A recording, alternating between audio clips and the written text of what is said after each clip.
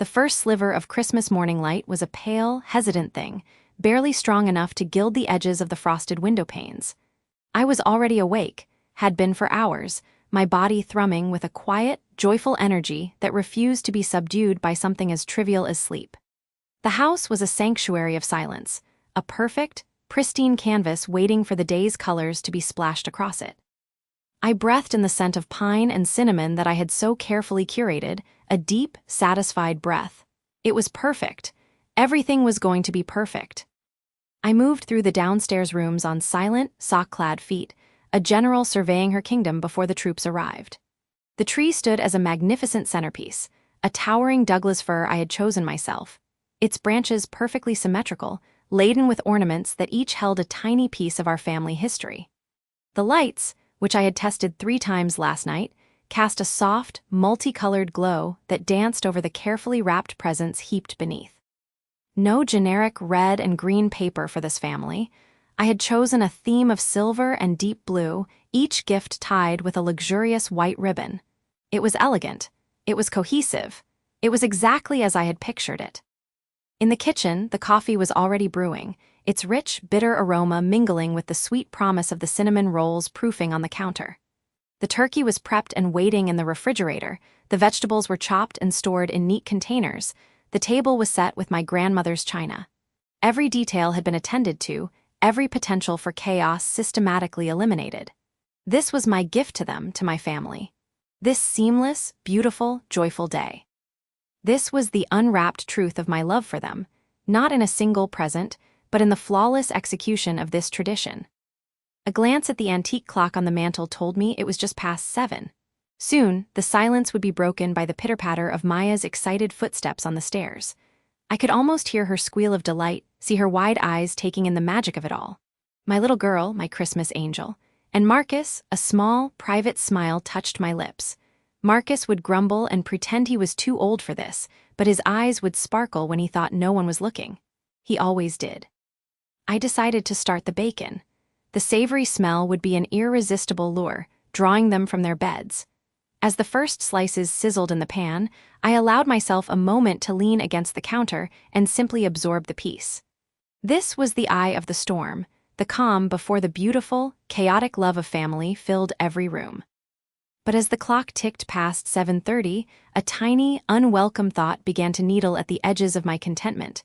The house was still too quiet.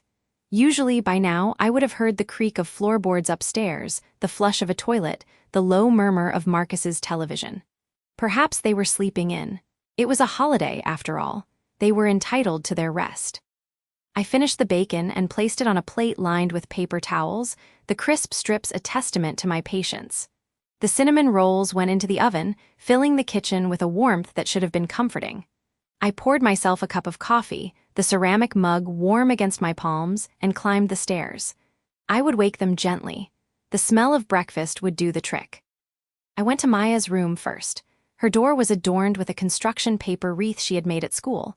I pushed it open slowly, expecting to see a lump under her comforter decorated with cartoon reindeer. The bed was empty. It was neatly made, the pillows fluffed. A cold little trickle of confusion dripped down my spine. That was not right. Maya never made her bed without being asked, certainly not on Christmas morning. Maybe she had already gotten up and gone to wake her father. That would be just like her, too excited to wait. I turned and walked the few short steps to the door of the master bedroom. My bedroom. The door was ajar. I pushed it open. Our king-sized bed was exactly as I had left it last night, my side rumpled, Marcus's side perfectly smooth, the duvet untouched. The air in the room was still and cold, unused. The trickle of confusion became a steady stream of unease. My mind, ever the efficient planner, began to race through possibilities, each one more frantic than the last. Perhaps he had fallen asleep on the couch in his study? That had happened before, during a particularly intense bout of work. Yes, that was it. He must have come home late, not wanting to disturb me, and crashed in his study.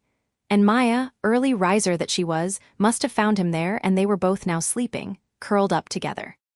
The image was so innocent, so plausible, that I clung to it like a life raft. I hurried down the hall to the closed door of his study. I did not bother to knock. I swung the door open. The room was dark, the blinds drawn. The large leather chair behind the desk was empty. The couch against the wall was bare. The entire room had the hollow, vacant feeling of a space that had not been occupied for many hours. The life raft dissolved into splinters, and I was plunged into icy water. My breath hitched.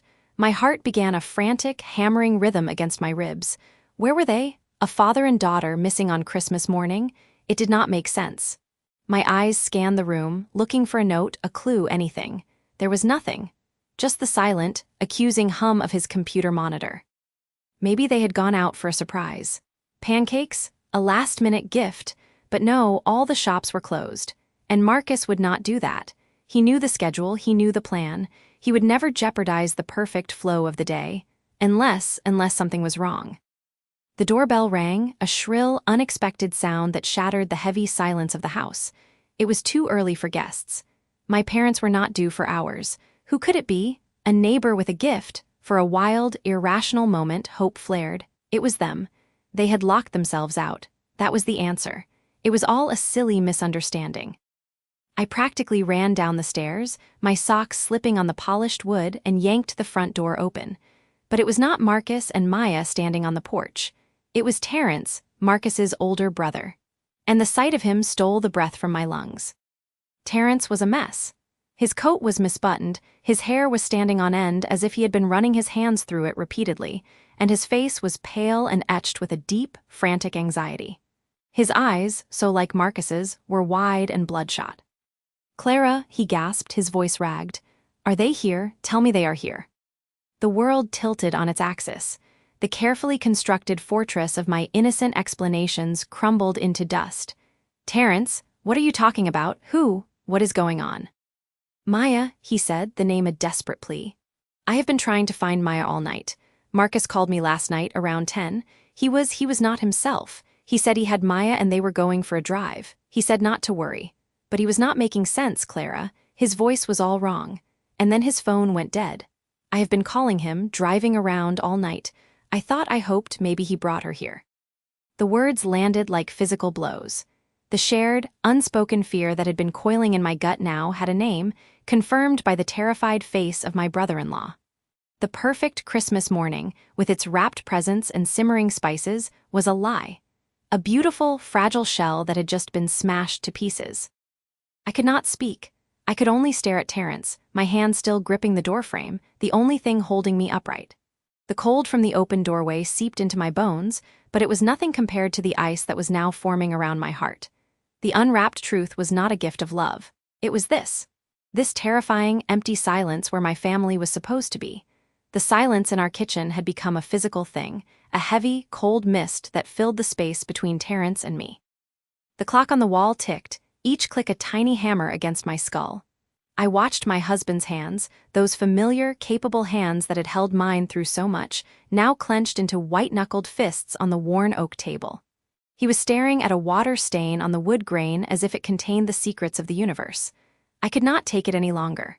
The uncertainty was a poison, and I was drowning in it. "Terrence," I said, and my voice sounded foreign, stripped of all warmth. "You said you saw something. What was it?"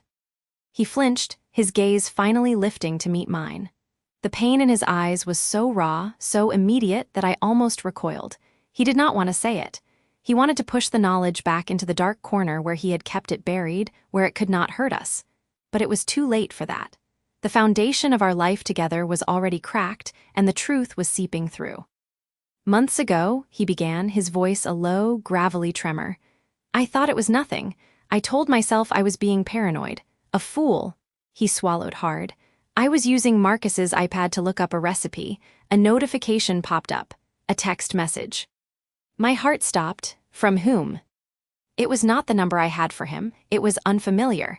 The message was just a single word, a name. Luna. Luna, the name hung in the air, delicate and strange. It was not a name I knew. It was not a client, not a colleague Marcus had ever mentioned. "I asked him about it later," Terrence continued, his words coming faster now as if a dam had broken. "I made a joke of it. I said, 'Who is Luna, your secret girlfriend?'"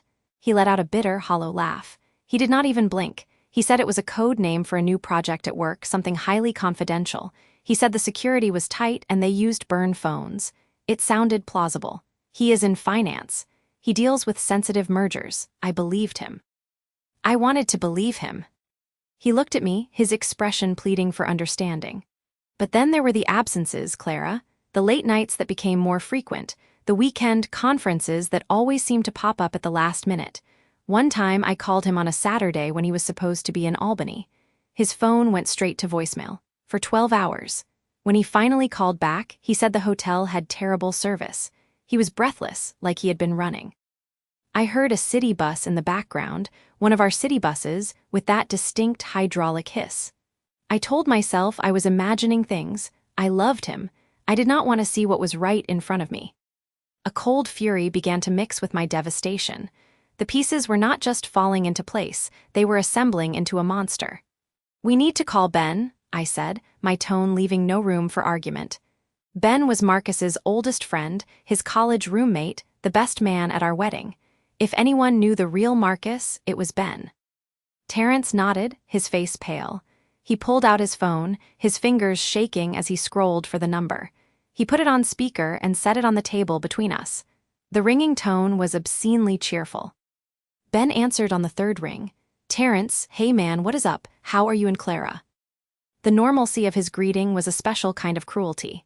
"Ben," Terrence said, his voice strained, we are not good. We need to ask you something. It is about Marcus." There was a beat of silence on the other end. "Okay," Ben said, his voice instantly cautious. "What about him?" "Is there anything? Has he said anything to you lately? About his life, about us?" Terrence asked, stumbling over the words. "Terrence, I do not know what you are talking about. He seems fine. He was just talking about your anniversary trip." "Ben, please," I interjected, my voice cracking. We think he might be having an affair."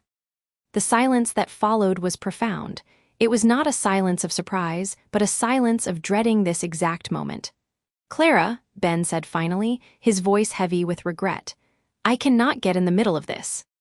"You are already in the middle of it," I cried. "You are his best friend, you know him, you have to know something." Ben sighed, a long, weary sound that traveled down the phone line and squeezed my heart. "Look," he said, his voice dropping to a near whisper. "A few months back, he asked me to cover for him. He said he needed an alibi for a weekend. He said it was a one-time thing, some stupid mistake he had made and needed to fix.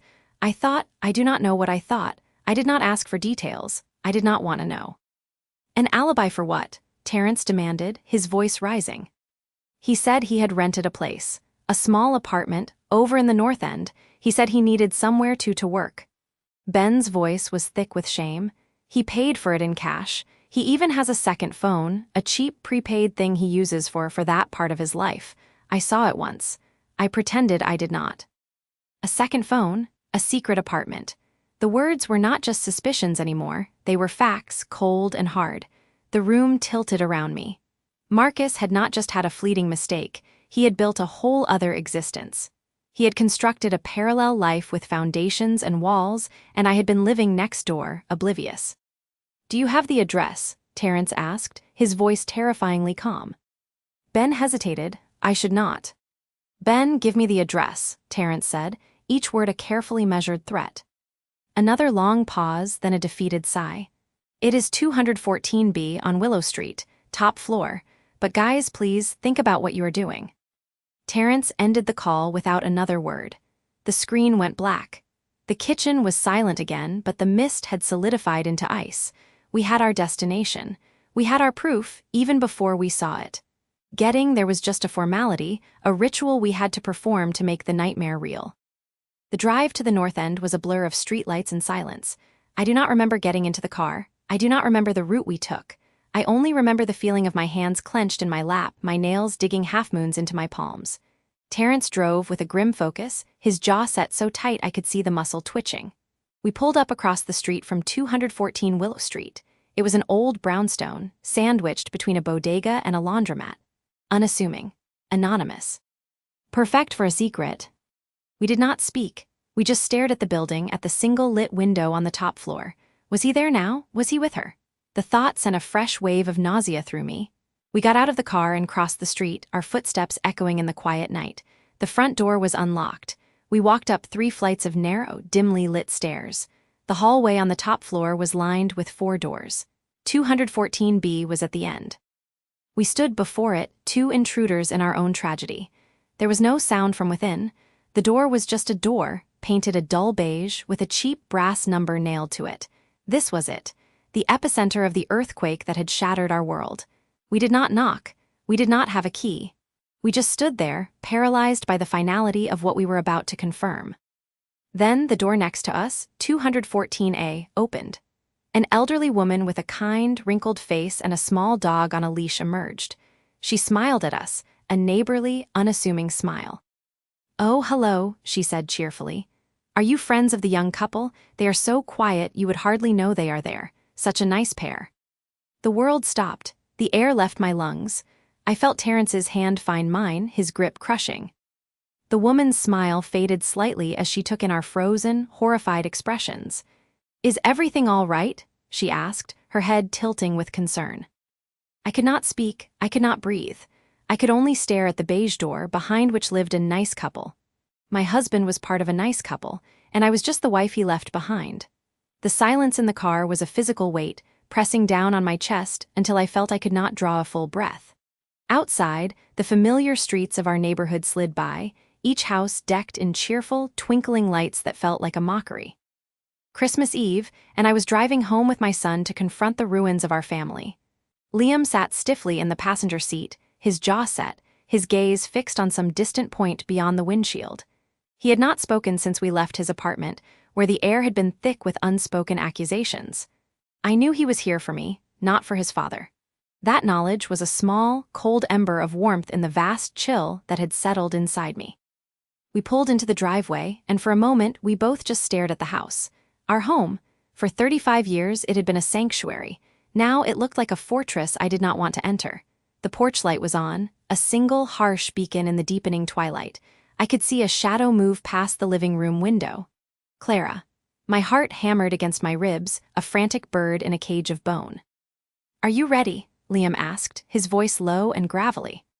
"No," I whispered, the truth escaping before I could stop it. "But I must do this." The walk to the front door was the longest of my life. Each step on the familiar flagstone path echoed with the ghosts of 1,000 other evenings, rushing home from work, carrying bags of groceries, laughing as we stumbled through the door, arms laden with Christmas presents. I fumbled with my key, my hands trembling so violently I could not fit it into the lock. Liam gently took it from me and opened the door. The house did not smell of gingerbread or pine. It smelled of silence and sorrow. Clara was standing in the center of the living room, her back to us. She had not even bothered to turn on the main light. The room was illuminated only by the soft, multicolored glow from the Christmas tree, making the scene feel surreal, like a sad play. She turned slowly. The raw pain on her face was a physical blow. Her eyes, usually so warm and bright, were red-rimmed and hollow. She looked as if she had aged 10 years in the 10 days since I had left. "Marcus," she said. Her voice was flat, stripped of all emotion. It was worse than if she had screamed. And then I saw her. Maya. She had followed us in, hovering near the doorway like a frightened ghost. Clara's eyes shifted from me to her, and I saw a tremor go through her body. The air in the room became electric, charged with a grief so profound it was almost audible. "What is she doing here?" Clara asked, her voice cracking on the last word. "Clara, please," I began, stepping forward. "We need to talk, we need to explain." "Explain," the word exploded from her, laced with a bitterness I had never heard from her before. "Explain what, Marcus? Explain how you could do this. Explain how you could throw away 35 years for her." She gestured toward Maya, who flinched. Liam moved to stand beside his mother, a solid, silent sentinel. He did not look at me. "It was not like that," I said, the words sounding weak and pathetic even to my own ears. "It was not about throwing anything away. It just happened. We connected in a way I had forgotten was possible." "You had forgotten?" Clara's laugh was a short, sharp sound of pure anguish. "So it is my fault. I did not connect with you enough. I did not love you enough. I gave you my life, Marcus. I built a home with you. I raised a son with you. Was that not enough of a connection?" Maya found her voice then, a small, trembling thing. "Clara, I am so sorry. I never meant for any of this to happen. Marcus and I, we found something in each other that was missing. It was not a planned thing." Missing? Clara echoed, her voice rising. What was missing? Tell me, was it excitement, adventure, youth? She looked from my lined face to Maya's smooth one, and the understanding that dawned in her eyes was the most devastating thing I have ever witnessed. Oh, I see. It is that simple, is it not? It is that oldest, saddest story in the world. It is not like that, I insisted, desperation clawing at me. It is about feeling alive again, Clara. Do you not remember what that feels like? The moment the words left my mouth, I knew they were a mistake. The last vestige of color drained from Clara's face. She looked at me as if she were seeing a stranger. Feel alive, she repeated, her voice dropping to a whisper. I have spent 35 years feeling alive by your side. I felt alive when we brought Liam home from the hospital. I felt alive when we weathered every storm. I felt alive in the quiet, ordinary moments that you apparently found so dull. My life is in this house, Marcus, in the memories embedded in these walls. And you just walked away from it because you did not feel alive enough. Tears were streaming down her face now, but she made no move to wipe them away. They were tears of a pain so deep that no justification, no weak excuse could ever hope to touch it.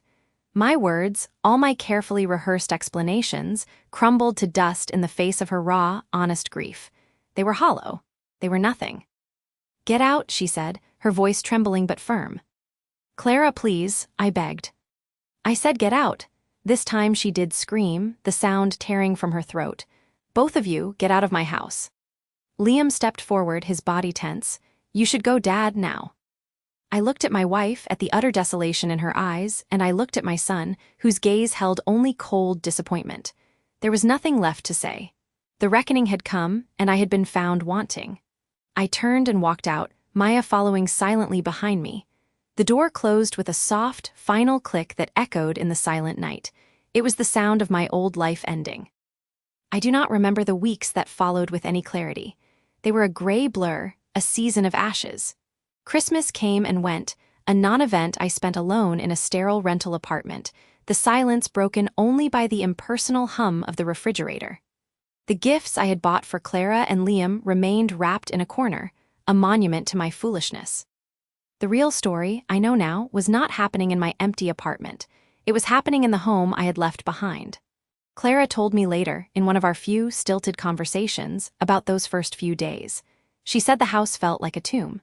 The Christmas tree, with its cheerful lights, became a symbol of the life that was no longer there. She would sit for hours in the dark, listening to the silence, the weight of 35 years pressing down on her. But Clara has a strength I never fully appreciated.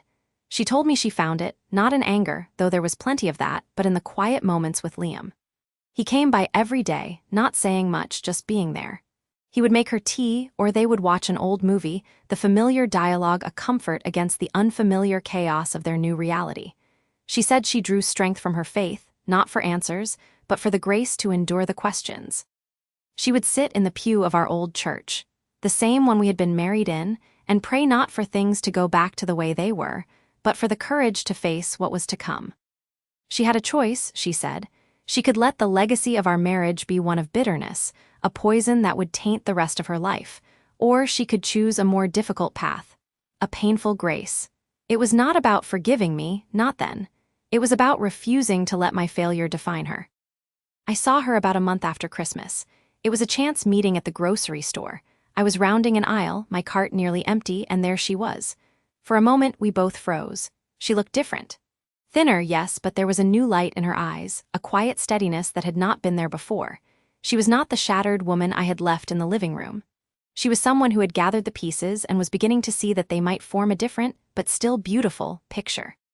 We did not speak much, just a few polite, awkward words, but as she turned to go, she paused and looked back at me. I am redefining things, Marcus, she said, her voice calm. For myself. The family Liam and I have, it is enough. It will be enough. She did not say it with malice, but with a simple, profound finality. She was choosing her own terms. Her spirit, though scarred, was unbroken. In that moment, I felt a surge of something I could not name, a mixture of regret, loss, and a strange, aching pride for the woman she was becoming without me. She walked away then, pushing her cart down the aisle, and I was left standing alone. I knew our future was a vast, uncertain blank, but as I watched her go, I realized her story was no longer mine to be part of. She had found a fragile peace in letting go. And I was left with the chilling certainty that my own story had only just begun, and that the next chapter would be the loneliest one of all.